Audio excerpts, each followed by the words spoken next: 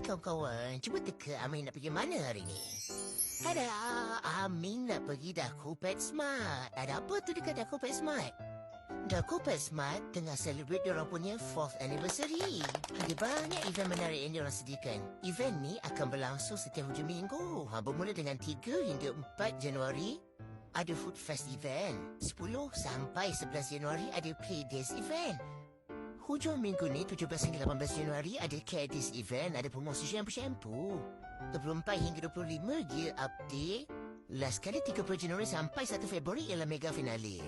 Apa lagi Acik Uncle, cepatlah datang Daku PetSmart Berhampiran. Daku PetSmart ni ada banyak cawangan, ada dekat Kajang, Ceras, Ampang, PJ, Damansara, Sungai Besi, Shah Alam, Ipoh pun ada tau. Okey, yang paling special sekali masa event ni berlangsung, diorang ada buat promosi blind box. Dengan harga RM19.90 ni kan, Acik Uncle boleh dapat macam-macam barang yang menarik dekat dalam. Berbaloi kan? Tengoklah tu macam-macam barang yang Amir dapat. Hani special tau. Biasa blind box untuk manusia je, Hani untuk kucing pula. Hihi. Okey, sambung. So dekat Daku PetSmart ni ada macam-macam barang tau. Orang kata ini macam one stop center lah untuk kucing. Semua kelengkapan ada dekat sini.